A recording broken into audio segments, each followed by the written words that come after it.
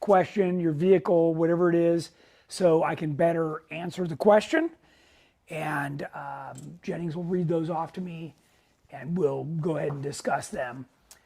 It's part of the fun with this program, so I certainly welcome that. Just a reminder for everybody to turn on your notifications and subscribe or like. That make sure that in the future, as we do these lives, you won't miss any. So again, we really appreciate everybody who is tuning in live. And for those of you that are catching this after the fact, YouTube is probably the best place to do that. It's easier to find one of these shows that we've done. So, and if you want to go back and watch previous shows, YouTube is way easier to do that as well. All right, we've got all kinds of stuff to talk about on today's show. I've got some new stuff from Rugged, Aeromotive, some brand new body mounts, and some other tech tips that I want to share with you guys. So we'll open the floor to all the questions. Meantime, Jennings, who have we got watching so far? Gary Williams says, Oklahoma checking in. Nice. Matt McDonough says hi. Nice. Laura Coda's watching. Patrick Vaughn is watching. Esther Parrott Newcomb says hello from Virginia Beach. Rick Harrington says, what's up, GenRight Tech Talkers? All right. Josh Nesser's watching. Jacob Stewart. Albert Gutierrez says hi. Kurt Tadlaw. Terry Runyon is watching. Byron Roberts says good evening from Kentucky. Aaron Howard says hi from Colorado. Kelly Sims is watching. Deborah Carnell is watching. Aaron Taylor. Deborah says hi from Chandler, Arizona. All right. George Gonzalez. Anthony Chevalier says hi to the GenRight Nation. Troy Merritt's watching, says hello, Team GenRight. Your mom just joined on. All right. Steve Waterman, Jim Smith, Randy Hammy, Two Feather Channel from Louisiana, an Angel from Virginia, and a whole bunch more. Wow, awesome group. Thanks, everybody. I really appreciate it. It's great to have everybody with us. So, all right, let's get going. Some of our featured products today. So let's talk about. Let's start with half doors, right? I think that's our first thing. We are coming to half door season, and I wanted to remind everybody we've got them for the JLs, the JTs, the JKs, the TJs, the YJs. We got plenty of half doors. I've got one right down here, so maybe Jennings can zoom in on that for me. One of the nice things about our half doors, they're all aluminum. Of course, you can run our armrests. We've got billet hinges for them. You can mount our like a factory mirror or the Scosche style mirror. Those are really nice. And one of the things that I like the most about this, that I wanted to turn this around and show everybody, was our door bags. I apologize, mine's a little dusty, but these offer a ton of storage. You know, I've got rolls of duct tape and straps and sweatshirts and all kinds of stuff in these things. Plus, you know, a drink holder and maps or pens or cords or whatever you've got. There's just not enough storage inside a Jeep, so having this extra storage is really nice. So if you haven't already checked out our half doors, I invite you to do that, seeing as how we are coming to half door season. So, all right. Do you know what trails you're leading at HDR yet? Definitely Pumpkin Eater. I'll probably do. I'm going to have Terremoto out there, so we could do Death Star and some of the other new ones that we've done that are quite a bit harder. But we'll also lead some lesser trails too if we get a lot of those people showing up as well. We welcome Kathy McCavis says hi. Okay. Hi, Kathy. She's like, what about me? Nice. Nice. And Aqua Jeep Roll and Ari. All right. Awesome. Our usuals. Awesome. Thanks, guys. How is the Stage 1 kit coming along for the JK Elite? Stage 1's coming along pretty good. I think they just cleared a lift to get one of the Jeeps in there, one of the JKs, to get that installed. So they're going to get going on it, and I was hoping to actually bring you a report from over there today, but it looks like it's going to have to be next Wednesday. So we'll see how that goes. And we have got a couple of questions about the half doors. Sure. Are they light? They're lighter than the stock doors, right? They're lighter than stock. They are thick. You know, we do make them so that when they close, they sound really nice. So it just kind of depends on what you're looking for. How does that bag size up on a TJ half door? The TJ bags are slightly different. You can go on our website and check it out. The TJ bag is shaped quite a bit differently because the door is smaller. So check that out over on our website. And Ricker asked, LJ half door gasket? LJ half door gasket. That would be, you know, so you can see on mine, I picked up a gasket at the auto parts store and I put it on the inside of mine. You Where? could do that exact same thing. Can we show that? Yeah. Can you see it? See the gasket? Can you zoom in on that? So it sticks Yeah. on, but it's got a full bubble to it. There we go. And they're pretty, I wouldn't call it inexpensive. I think it was like $20 a door for that gasket, but it does provide you some coverage. You know, it's not as perfect as, say, a factory half door gasket, but it's better than nothing, that's for sure. So, all right. And will they work with door tops at all, or are they just strictly half doors? So it depends. On the door we're talking about, for the JK and the JL, the JK, if you're willing to make some mods, you can make a factory JK upper fit. But remember, the factory ones have a square to them. And the JLs is not retrofittable to any kind of a upper at this time. So, and TJ and YJ, the factory stuff fits. Steve Bird and Tammy say hello, and Steve says, I love my GenRight off-road half doors. There you go. There you go. Yeah. P gasket. Got it. Thanks. Yep. There you go. Mark Lawrence, any possibility of doing a billet aluminum hinge for the TJ LJ? There is a possibility.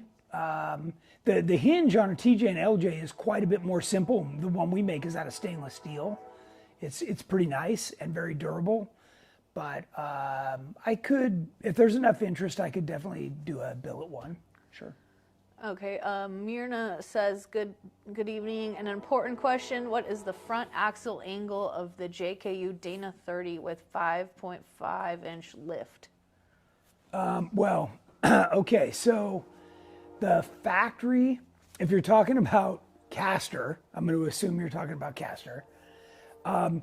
Factory caster is 6 degrees.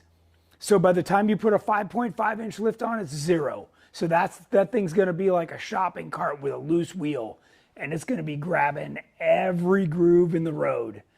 So yeah, that is not a good situation.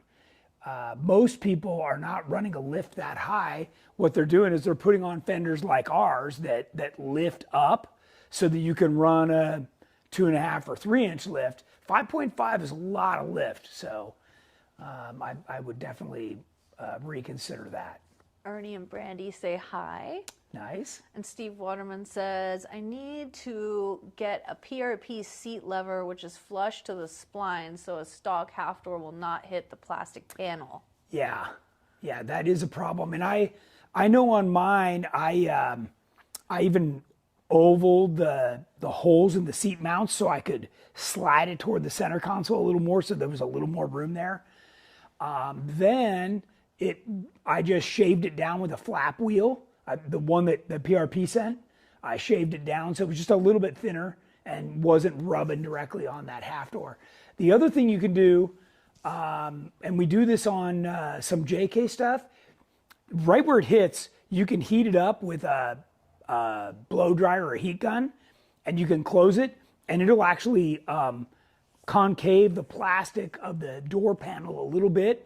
And if you can space that out a little bit with a piece of cardboard or anything, that'll actually keep it from rubbing and squeaking. So all some tricks that you can try. Alex Israel says, I absolutely love my half doors. Good. And good. Troy Merritt asked, did you get the gearing fixed on Terremoto? So actually when everybody asked me about the gearing in the last show, that happened last July, August. It was a while ago, after I put the 42s on. So, that's been fixed for months and months. So, yeah, but yes, it is fixed. Matt McDonough asked, on the GenRight Ultra Clearance JK stubby front bumper, are the recovery point holes big enough for soft shackles? They're 7/8, so they're made for a standard shackle. And usually what I do is I put the soft shackle through the standard, D-ring type shackle. And, the edges on that hole, they're not sharp, but they're not soft either. Well, isn't that what happened to the guy just last week? Well, he put it through a hole in the bumper. But that's what this is saying, to put a soft shackle through the hole in the bumper. Isn't that kind of a bad idea? No, you don't want to put it through the hole in the bumper. Absolutely not. No. That's why I'm saying what you want to do is run it through the D-ring on our bumper, if you're talking about our bumper. That has soft edges on it that won't break the soft shackle. So remember, the soft shackle needs to not have sharp edges that might cut it. It's good on a roll cage tube or through a D-ring, or through another strap. Those are all great applications for the soft shackle. We could have a whole show on that, I guess. Yeah. Ricker said LJ stock roll cage, GenRight small cargo tray mounting brackets on an LJ stock roll cage. Yes. Can you mount the cargo bracket? Sure. Rack? Yeah. If you so we got a couple of choices, and we just had a gentleman that we had sold a cargo tray to, and he wanted to mount it all the way in the back behind the back seat. Andrew and I were just talking about how you could stack our large one and our small one together and have a completely upper level all the way to the front seats. And then we talked about staggering them so you could have the large one and then the small one up even higher. So there's lots of options on that. I was just going to mention something, but now I'm drawing a blank about the cargo trays. I don't know. But yes, by the way, all of our brackets for the small one and the large one are the same, the mounting brackets. So that makes it really universal. So even if you mount a small one and then you go, oh man, I want the bigger one will go on the same mounts. So pretty nice. Okay, and then let's see. Mike Stewart, can you please show and explain to people the importance of the drag link and track bar being the same? I have people saying I can't run without a stabilizer, and I have been for years without death wobble. Okay. Yeah, you want to spin around and we can take a look? I got Terremoto right here. I'm working on it. And this has the absolute perfect drag link and tie rod. I don't know if you can you see that from the angle you're at? I think so, yeah. Way down here, can you zoom in? Yeah. Yeah, pretty good? Yeah. Okay, so one of the things that you may not be able to see from there is this is the drag link, right? The track bar is hiding behind it. That's absolutely what you want. If you can see those two things separated, then they're not right. And this is absolutely ideal. We've got them on the same plane, the same length on each side, and that's how you eliminate bump steer. And it makes a huge difference. You also want them as flat as possible. Most people, when you look at their drag link, it drops way down. Because remember, most people's steering is mounted way down here. This is the stock ear on the knuckle, which is just horrible, right? Steve Bird says, hello, beautiful. I sure do miss Terremoto. Yeah, hello, and I'm doing beautiful. some work on it that we're going to talk about. So, sorry, it's dirty.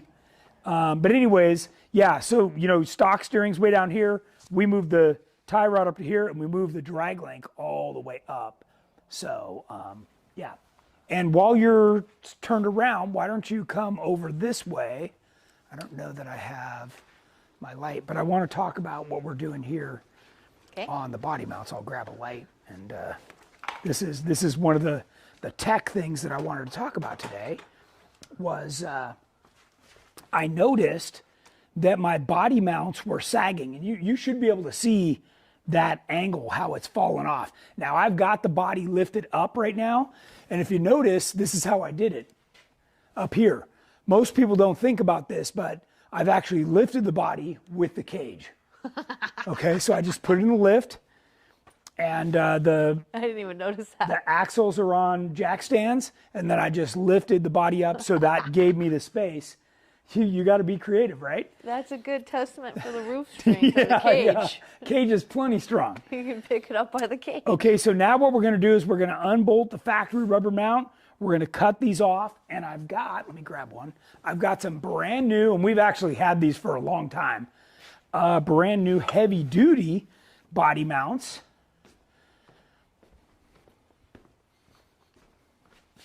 And these are twice as thick of material, and you bolt that factory, body mount back in there, but this is going to replace that, and we give you, this is part of what I really like, because we box it in. Let me, my guys are a little overzealous on the packaging.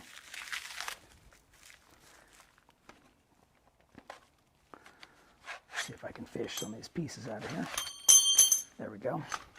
Okay, so what we do is this guy, it keys in right here, and you're gonna key this in, and then you weld this in place, so that you kind of box that in, and then down on the bottom you also box this in as well. So what happens is these tend to get hit and bashed. So not only are these thicker, we're gonna box them in, and this is for all 6 of these, 3 on each side, that you get the kit. And I think the kit is $149 or $199. It's not that bad. And a really nice upgrade, and it'll keep this from happening. By the way, when this happens, a lot of other things sag on, they're attached to the body.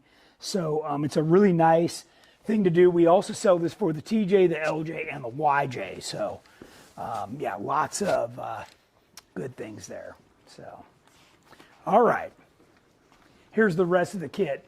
And by the way, it comes with these little plates that you line up on holes that are in the frame, and it shows you exactly where to put each of the body mounts. So pretty nice little setup. All right, I think that was my next thing. Yes, body mounts.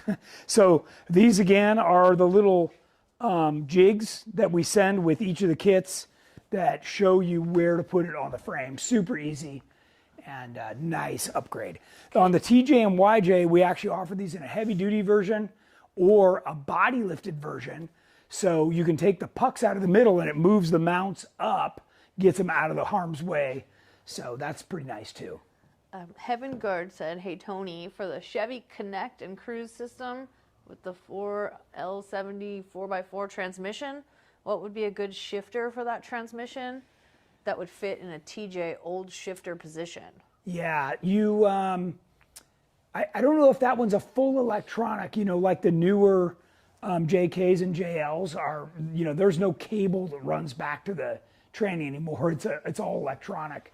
So you'd have to do a little bit of homework on that, because normally, we would choose, like on a 4L80 or a 4L60, we'd choose a Winners type shifter, which is formerly the old Art car. And those were great shifters, and that's what I have in Terremoto right now. So yeah, good question though. And let's see, Winging It with the Miles says, I see lots of the JT parts are no longer up on the website. Rocker guards, roll cage, pre-order. Is there not enough demand? I'm still in the saving up phase, but very interested in the JT stuff. Yeah, we have not had that enough demand. If those JT guys are still out there, they need to start speaking up, because we're like literally phasing that stuff out. It's been disappointing at best. So call in. You call in, make it known, like tell my sales guys, you're interested, you want to be on the list, or drop me a Facebook message, I want to know. Are there still some JT parts available if they call in? There are. All right. Yeah, we still have bumpers, fenders. There's still definitely stuff available for the JT. Great. Okay, Craig Huffman asked, can you upgrade to a TJ to use JK body mounts? Well, I suppose if depending on how much of a fabricator you are, you could probably do that. But the TJ, you can see the TJ body mounts. Can they see this? Are you zoomed in? Yeah, pretty good. Yeah. The TJ body mounts are significantly different shape than the JK ones. These are the JK here, and those are the YJ over there. So yeah, it just depends on how crazy you want to get. I assume you're trying to put a JK body on a TJ frame. The spacing of the frame is quite a bit different. So Interesting. yeah. Kathy McCavis asks, can you show the exhaust routing in the engine compartment and through the wheel well? For Terremoto? Yeah, yeah. Spin around. I think she asked that when we were over here. Oh, really? Yeah. Okay. So if you might even have to lift that up to show it. Okay, hold on. Let's Okay. tilt this down. Tilt that down. Lift it up. Maybe even more. Whoa, that's a lot. Too much. Too much tilt. Okay. So that's pretty good. Okay, so here's what we did was we took standard headers and we turned them upside down. Then the pipe routes down. Same, it's exactly the same on the other side. Can you turn to the other side? So that routes down. Then what they do is that side, the driver's side, merges between the engine and transmission with this side. And I don't know, unless you pop the camera off, if you'd be able to see that. You want to try popping it off? Okay. Let's try it. Might be tricky getting it back on. Where's the, push that down. Okay, you got it. Getting All right. it off Whoa, is whoa, whoa. easy. Uh-oh. Here, let me give you some slack. Camera's hardwired in today. Okay, so now duck down here. You're gonna have to get like right down here. Can you get all the way under the axle? And what you're looking at is back here. Can you see that? Okay, so this is where the driver's side comes across and Okay. the passenger side merge right here in this Y. You see that? And that Y is a very special Point again. right here. So the driver's side comes in, passenger side comes into this Y right here. And you can see I've got it all heat wrapped. It's super important. That exhaust is glowing red and you're transferring heat like crazy into everything. And all of this is double wrapped, and I've got this special aluminum stuff over the, between where it runs between the transmission and the engine.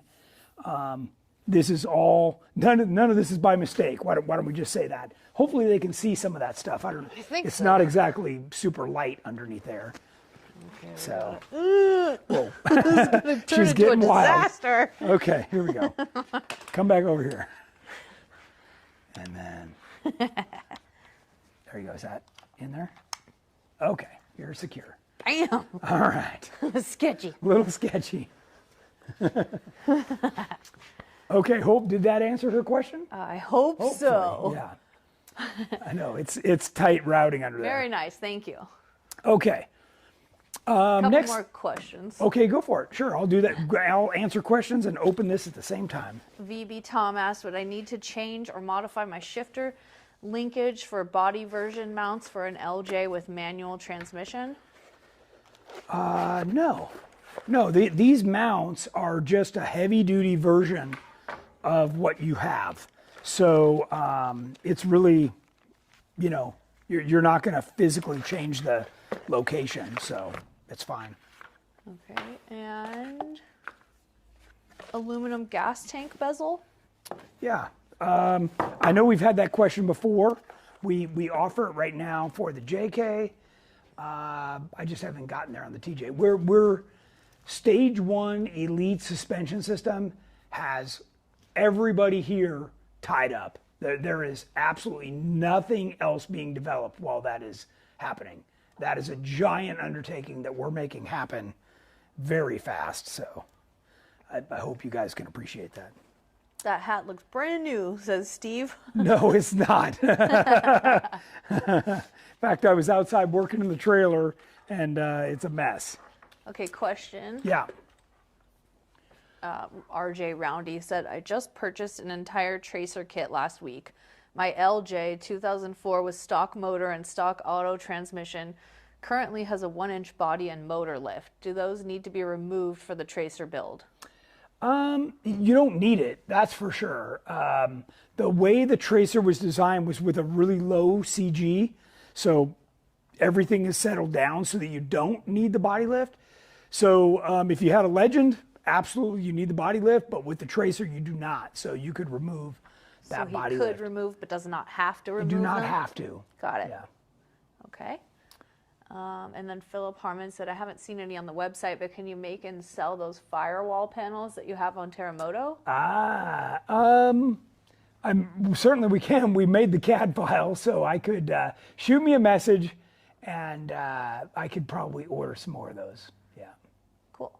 All right, now we're caught up. Okay, so we're always asked about this, the Aeromotive fuel pumps, right? So this is a brand new unit that I just pulled out, and I wanted to show everybody. This is what we're always talking about.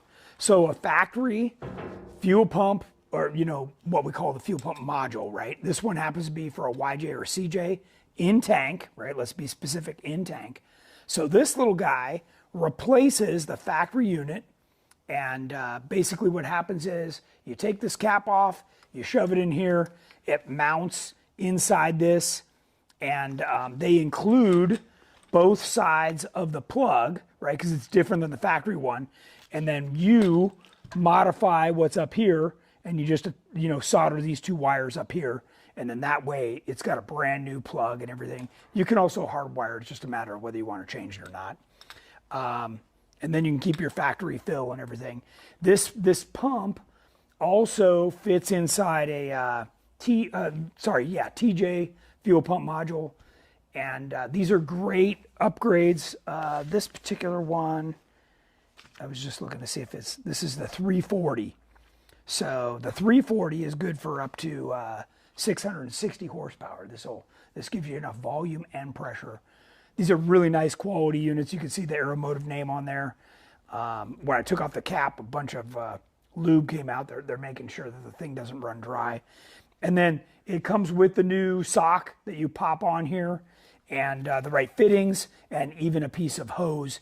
And by the way, the hose that's on here, this is special EFI rated hose. So EFI rated hose is 80 PSI rated, and that's really important that you use that, because when this hose sits inside the gas, inside the tank, if it's not good hose, it'll the gasoline will eat it and the additives in the gas, and then it'll get soft and it'll leak right there.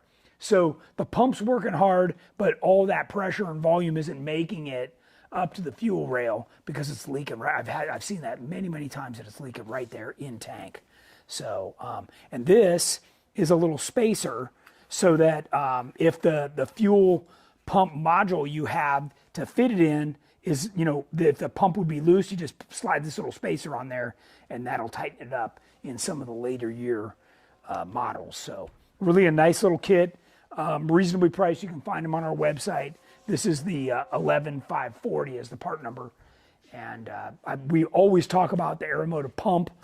And by the way, if you get the dual Phantom, it has two of these inside, and they're literally just located on either side of this thing, and they sit inside their own sump. And you can also see pictures of that on our website too. If you just go to the search box and type in Phantom, it'll show you we have a single and a dual Phantom. Hey, train guy. Yeah.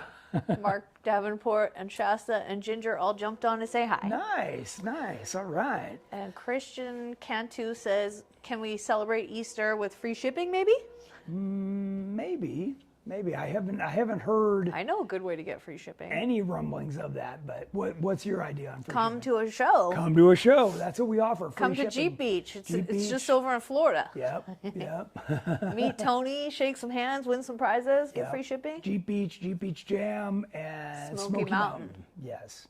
That's a good way. So. And Chris Silvera says hi, and he says I got to order a GenRight tank for my TJ so I can stretch my wheelbase. There you go. Yeah, you need the whole TJ to LJ stretch the way you drive. I got news for you. And Soren Hyde asked, any new news on the 2024 TJ build? 2024. You mean my budget TJ? Yeah, the budget TJ build. Well, it keeps getting preempted by things like Terremoto needing some new body mounts. Otherwise, that's what would be in here right now.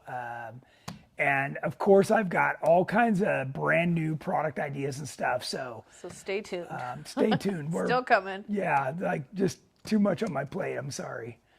So. All right. Yeah. We're caught up. Okay. Okay, so we covered the Aeromotive fuel pump rugged radios.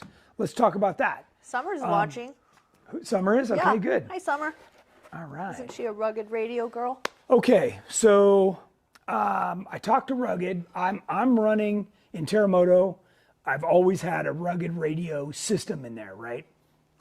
But my intercom is, I don't know, 10 plus years old. I mean, almost 15 years old. So it's a very early version of the intercom. It is a 4-person intercom that did take the stereo input and a cell phone input so you could listen to it all through the headsets, okay? But last week I talked to the guys over there. They wanted to set me up with a newer version of the intercom. Now they're Bluetooth, they're way better, of course, nice. like cell phones, everything's better. This one it's specially set up for hi-fi stereo sound. And this is Bluetooth. This has an equalizer in it. I mean, it's really nice. And I can also isolate out the rear seat so that just the front seat people can talk and not the rear seat, like if you got chattery kids in the back seat. So that's not usually my case. So along with this unit, sell him your old intercom, please. Yeah, it's pretty haggard. Pretty haggard, Steve. I got brand new headsets that are what they call over the top of the head. Oh, yes. My old ones were behind the head, and these are going to be much better. So I got 4 of those to go with this bad boy, and then I got the appropriate cables because the new unit takes a different cable to work with the headsets. So in addition to that, I got some adapters to still allow me to use it on my helmet. So that's because my helmet's already pre-wired with some other stuff. And they sent me along a brand new audio filter. So this eliminates any, engine noise or from the alternator, whining and stuff. These are pretty nice because you're listening very carefully in the headset. The last thing you want to hear is that audio whine, right? Oh, Ed and Anita said they're getting that installed right now. Are they nice? Nice. The same unit? Arm buster. Okay, cool. Very cool. Question? Yeah. Aaron Parker, working on the tracer kit, would you do steel or aluminum rocker guards? Well, on tracer, no, you have to go steel. We don't even offer aluminum for that. Look, if you're going to go out and really use your rocker guards to pivot around rocks, trees, trail obstacles, you want the steel. Okay, because you're literally forcing a 5,000, 6,000 pound vehicle into these things and trying to pivot around. So steel is definitely a better choice for that. If you said, oh, I got a JK or a JL and I'm mostly a mall crawler and I just want a step for me and my kids to get in and out, then the aluminum ones are fine. They're ultra high clearance. There's some definite benefits in addition to the fact that they're 2/3 lighter.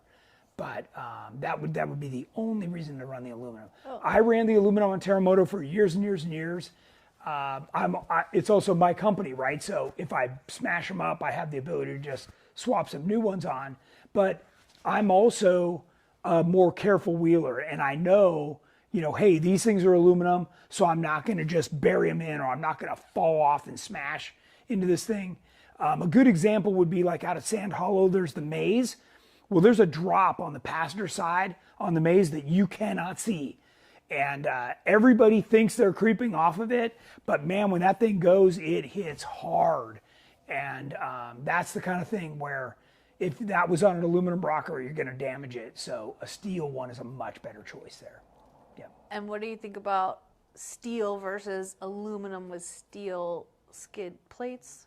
You're talking about the rash guards. Yeah, the rash guards. Yeah, so if you're going to run aluminum rockers, you absolutely need the rash guards for sure. What that does is it's right on and by the way, we make the rash guards for the bumpers too. It protects that high exposure edge.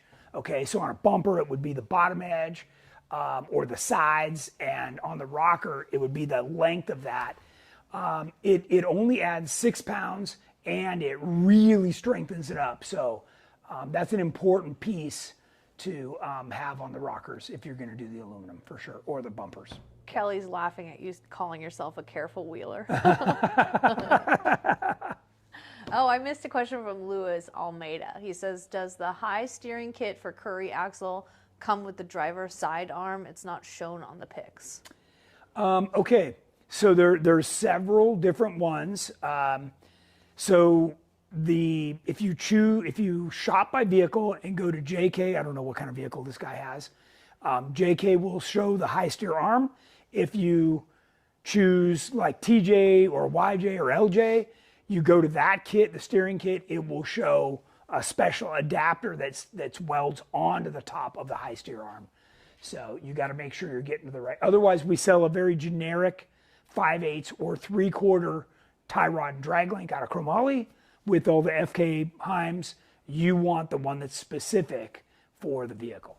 So just to confirm, if you're doing the tracer kit, you take the weight penalty and go all steel for the rockers?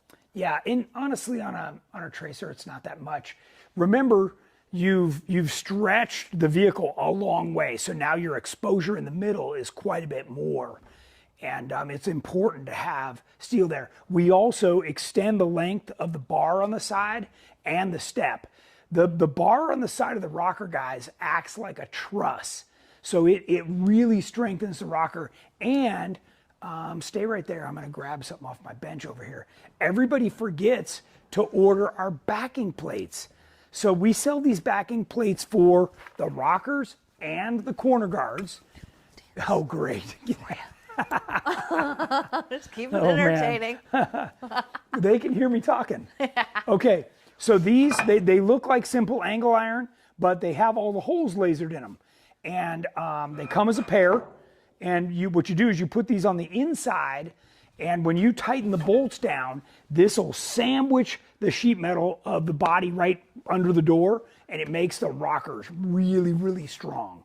So great upgrade, and they're not that expensive. So if I was selling you rockers, you would not get off the phone with me without buying a pair of these, or corners.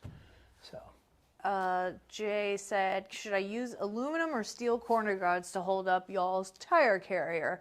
I feel like the aluminum won't hold up to the weight. My LJ is on 37s, if that helps. Okay, so the material on a corner guard, it doesn't matter. The fact that you're distributing the load is what's important. Okay, so you've got a lot of surface area, a ton of bolts. I think there's 12 bolts that hold that thing on, a lot. And I guess we don't have a picture of the back, but my original YJ, I had the aluminum corner guards, and I had a 42-inch, can you zoom in over there?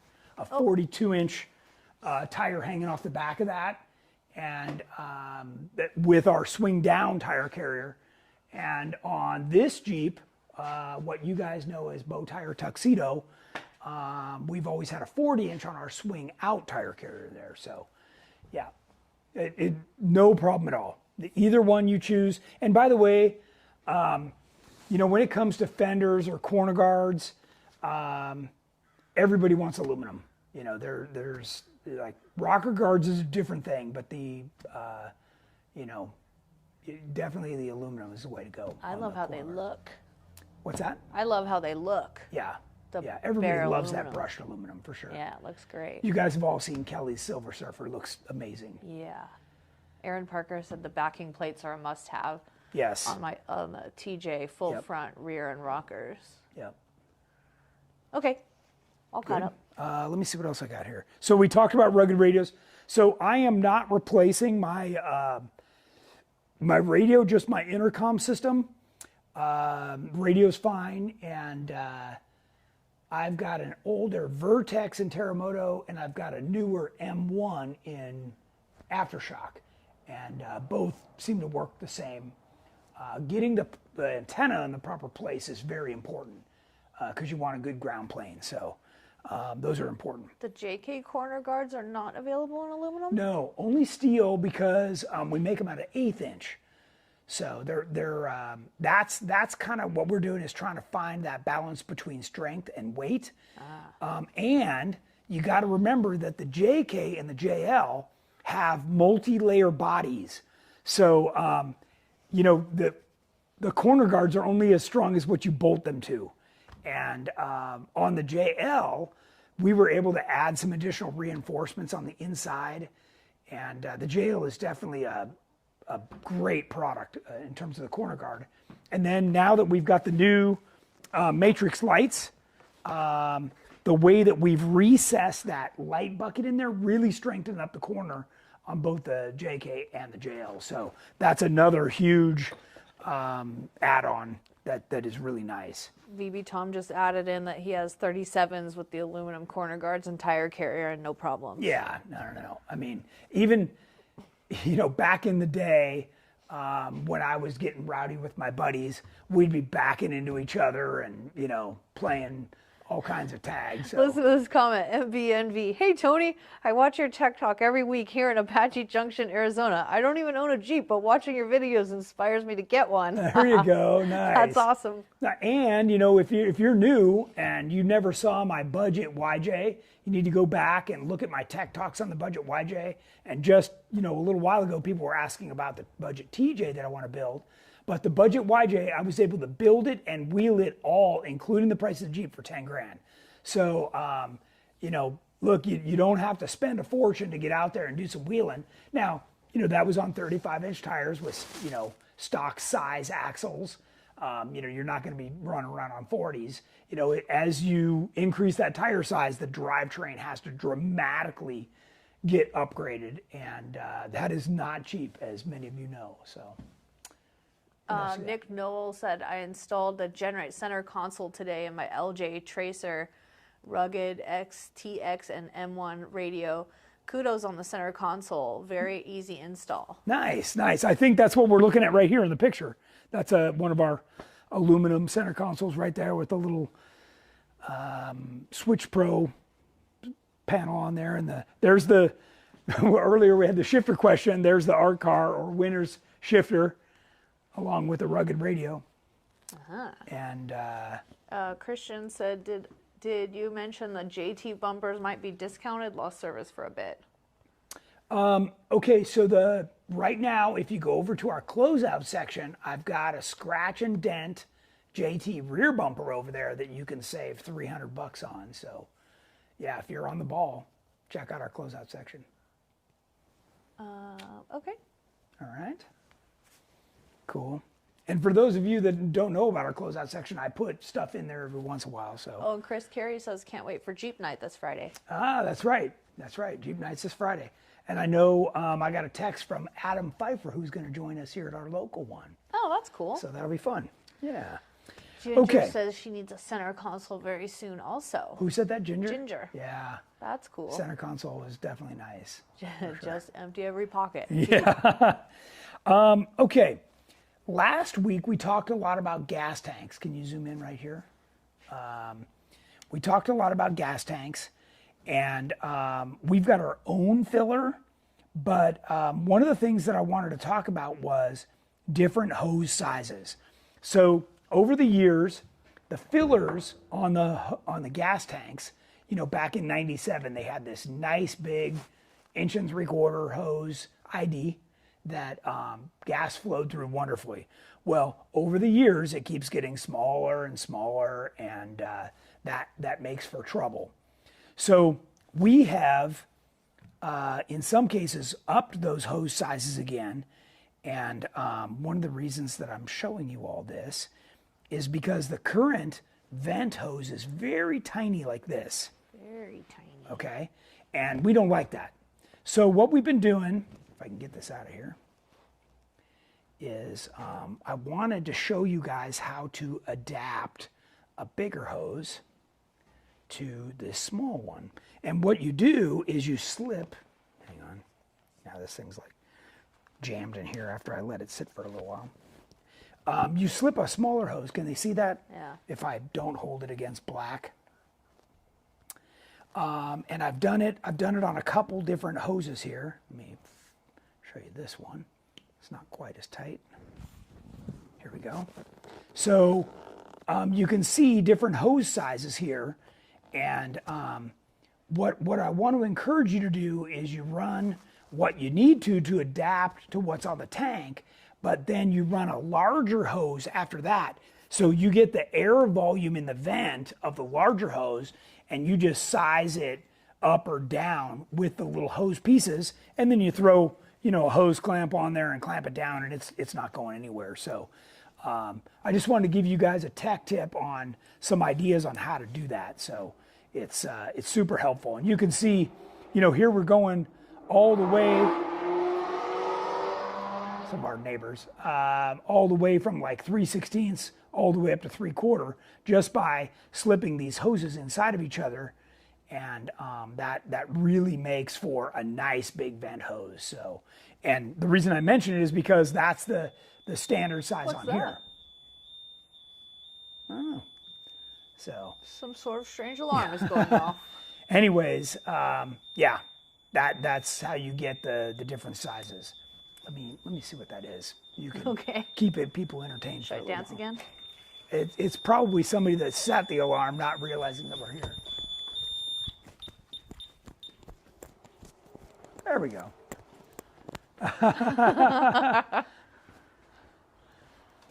We got all kinds of fun stuff happening today. Okay. Any questions on that? I'm going to move on to the next thing. Yeah, no. Good? Okay. Okay, transfer punch. So we sell a number of different products in what we call blanks, and I'll give you a couple examples. Maybe, can you spin back around? I think, yeah, right here is fine. Okay, so a good example would be this kick plate. Okay, so say for instance you had somebody else's rockers on and now you want to go to GenRight. We sell the kick plates in a blank. And what I encourage you guys to do is I'm gonna show you this. Stay right there.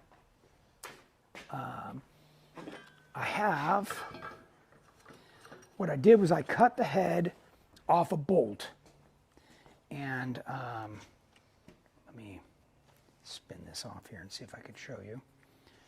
Can you zoom in or focus on this? So it looks like a set screw, Yeah. but it's sharp. Okay, so I just took about a 1-inch bolt, cut the head off, and sharpened it. Now, what you do is you thread it back into each one of the holes that you've got on your rocker, and you just tap it. Okay, and what that's going to do is it's going to act like a center punch and mark the back side. Then you just pull the rocker off and you drill all the holes, and it'll match your existing hole pattern perfectly. Okay, so that's just a tech tip for any time, you know, even on a fender. Sometimes that's the case on a fender. You know, you put different rib nuts in. Now you want to run GenRight ones. You just do one of these or several of them, and you just pop it on there, and it'll mark exactly where you need to drill, and you're not going to be chasing holes all over the place. It's a very effective way to do it. And the other thing I was going to show you was if you've got a piece that's off like this, what you do is you use 2 nuts.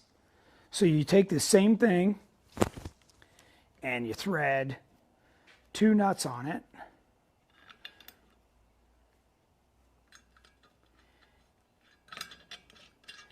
And again, you know, like this flange has 3 holes. So if you wanted to mark this piece of aluminum, you just set this down and you can slap it with a small hammer, you know, and it would mark all 3 spots. You could take it off and drill it and it'll be exact. So just trying to give you guys some tech That's tips smart. for doing some home fab stuff. Okay. Okay. What else you got? That's so much good info. Thanks. You're welcome. What's a better investment, rear corners or front fenders? Corner fenders. guards, I would say corner guards hands down. What did you say? I would say fenders? front fenders, hands down. I hit my front fenders so many times. Yeah. Okay. So fenders, especially the factory ones, stick way out, right? So when you're turning, the actual fender is sticking way out as the wheels turn. And your likelihood of tagging them is really high. Now, if you tag them, depending on the Jeep you have, like if it's a TJ or a YJ, you're going to crumble the sheet metal. On a newer Jeep, a JL or JK, it might just pop the fender off, but it also might wrinkle the sheet metal underneath it. So, yeah, if you're getting into that kind of wheeling, or you just need a bigger opening, because the factory fenders are big and fat and, yeah, they look all beefy and everything when you're a newbie, but what you want is clearance for bigger tires. So, yeah, but here's what I can tell you. If you choose the fenders and you put bigger tires on, you're going to need corner guards really, really soon, because you're going to start getting into more precarious situations. And once you bang that back corner, putting on a corner guard is very difficult. You want those on before you need them. So mark my words. All right. Lewis said, Tony, JT with Curry axles, coil, and shock setup, how would you convert to your high steering system? And does the kit on the site come with the driver's side upper arm? So the kit on the site for the high steering system. So okay. So not every Curry axle is built the same. Okay. So all of my Curry axles that I order, remember we have our own spec. Every single axle I order has high steer arms on both knuckles. That is a factory Curry option that you have to order before the axle's built. Otherwise, you got to take the knuckles off. Maybe you can take them back to Curry. They might say, you got to buy new knuckles, which are like $500 a piece, but those have to be drilled and tapped. Then you can do our high steer system. But just because the axle says Curry does not mean that it's the same as one of ours. So. And does the high steer kit on the site come with the driver's side upper arm? You can get that from us. The kit does not include that, but you can get that from us. We have them. Thanks. Yeah. Or you can buy it from Curry, like either way. Yeah. As long as it's drilled for it. It's actually not just drilled, it's machined as well. So. Matt McDonough said an aviation mechanic hole finder would be perfect for the application also. Sure, absolutely. A little more expensive than a cutoff bolt. BM says, Tony, I love my King of the Hammers merch I bought from you guys this year. The hat with the Hibernian Racing is my daily. Nice. Papa Smurf JQ. I think I'm wearing mine today. Yeah. Said, so I bought your rear corner guards with the square lights. The instructions that came with them are for the round lights. Is the cut of the tub different or no cut needed? No, it is slightly different. It's actually closer to the corner junction. The cut has to be closer. So typically what I would do is just fit the corner guard up there. You can typically slip a Sharpie back there and mark approximately where it's going to go, and then you can make that cut. But it is different than the round. Oh, Patrick says happy St. Patrick's Day, everyone, from Patrick, Laura, and Shamrock. Nice. Thanks, Patrick. Okay, continue. Awesome. Continue. Okay. Let's see what I've got next here. Okay, next is events, right? Our next event is out at Sand Hollow. If we're not full on trail runs, we're getting really close. So that's coming up. That's not next week, but the week after. So that's during what would normally be Easter Jeep Safari. We're all going to Sand Hollow. After that, if you're out near Houston, Texas, we're going to be out at Brave Motorsports for a meet and greet while I'm on my way to Jeep Beach. And Jeep Beach, you can just sign up for the event. We're sponsoring the Boots and Brews or whatever that was, right? Yeah, like a Boots and Brews tailgate party on Wednesday night. Yep. So, and then of course we've got a vendor booth Saturday and Sunday. We've signed up to run around the racetrack where we've got a crazy busy schedule for Jeep Beach. But by all means, stop by and see us. Some of us are staying in a hotel. We're camping in the middle of the speedway, so you'll be able to find us. We go to everything at night, so pretty easy to track us down. Andrew and Shane are going to Big Bear Jeep Jamboree. So the Jeep Jamboree USA does one in Big Bear. They're going to be up there, and you can sign up for that directly on our website. Then 2 weeks after Jeep Beach is Florida Jeep Jam. I'll be out there for that. That's in Panama City. And that's another fun one. We'll have a vendor booth there as well. Then immediately following that is High Desert Roundup. If you haven't been to this is here in California, out in Barstow. It's staged at the /X Ranch or just behind it. And this is a cow four-wheel fundraiser. I highly recommend going to this. There's usually a small vendor show, but they have a great raffle, great runs. They have games on one day, all kinds of Jeep games. So really a fun wheeling trip, camping. You can RV your tent, or there's nearby hotels. So lots of stuff. Then we're doing in June, and again, you can see this is a screenshot from our website page, by the way. In June, we're doing an overland trip in Southern California, then a Northern California one in July, then going on Jeepers Jamboree on the Rubicon, not Jeep Jamboree, but Jeepers. And it's going to be a blur of a year. So we got a lot going on, and hopefully you guys can join us for some of that. We'll be out at S'more. We'll be, back at Smoky Mountain. This is not all the events. We got a lot more coming. So. Okay, BM asks. Oh wait, hold on. Two Feather Channel asks for a JLU Rubicon, Rock Jock high steer knuckles or Reed high steer knuckles. Both are great. Both are great. So just kind of depends on price and availability, honestly. Okay, and then BM said, Tony, what could I do for my 392 JL to make it capable enough without getting the EXS chassis system? Any recommendations that I can buy directly from you? I'm already running Terraflex coilover with long arm, and I've got drive shaft 1350, but really kind of upset that I got into your guys' videos after I bought this system. That I think most people can say that the same exact thing, same yeah. thing. Yeah, I don't know everyone. why it's so darn hard to find us. Yeah.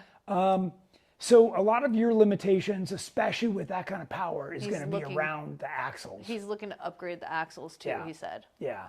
So what most people do is they put in, RCV shafts. But, what's kind of funny is RCV guarantees the axles because what they know is you're going to break the ring and pinion. So either way, what I can tell you is that's a disaster. Because once those axles are broken, they're worthless. And right now they're worth money. So what I suggest you do is you pull them out, you sell them. You could probably get $5,000 for them, and then put that money towards some Curries, and that'll be money well spent. Now, the downside is, and this is what most people don't tell you, is the bolt pattern for the Curry is slightly different than your stock bolt pattern. Now, you can buy Curries with your stock bolt pattern, but don't get sucked into that. That means that they won't have locking hubs, and you want locking hubs. So you got to go to a 5-on-5.5 bolt pattern. That's what we sell. And that's how you get the front locking hubs. That's very, very important. And you get full float rear hubs. Again, very important with the kind of power you have. And then of course you're going to be high pinion front and rear, and you're going to want to go with the 70s. You need the big ring and pinion in there. So you can get those from us, and they would be the right spec, and you just have to weld the brackets on. So Two Feather Channel said the U-joint is your fuse. The U-joint is your fuse. But the problem is that when anything breaks in your axle, it shock loads everything. So even though the U-joint might have gone, Jennings just experienced this last weekend. She broke a U-joint. It screwed up the ears on both shafts, and it shock loaded, the locker, the ring and pinion. So she's just going to put new shafts in, but I guarantee you, she goes back out, it's going to break a pinion gear or something. So. Are you coming to Colorado anytime soon? I'm driving through Colorado. That's about it. Yeah. Who's asking? Adam, you DNA. Gotcha. We might be able to hit Colorado after we're done at Sturgis. So, because I have a few days to drop down over to Missouri, and I was actually hoping to go through Nebraska, so I've got a few extra days there. Aaron Parker asked, when I'm ready to get my axles for the Tracer, do you offer them with the brackets installed? that yes, we do. There is obviously an extra charge, but you are going to get one of the same guys that welds on our race cars to weld those brackets on. So they are absolutely stunning. Cool. Good question. Yeah. Okay, all caught up. Yeah. Okay. Well, we're past the 6 o'clock hour, so I appreciate everybody hanging in there for an hour. Of course, like and share this video. I'd sure appreciate it. And I look forward to getting back to you next Wednesday. Till then, have a great weekend.